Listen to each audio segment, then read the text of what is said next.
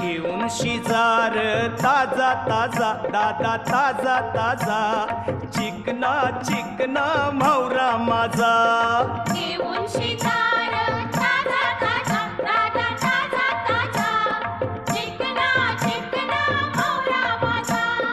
घेऊन शिजार ताजा ताजा दादा ताजा ताजा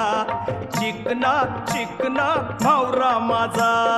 घेऊन शिकार ताजा ताजा दादा ताजा ताजा चिकना चिकना म्हावरा माझा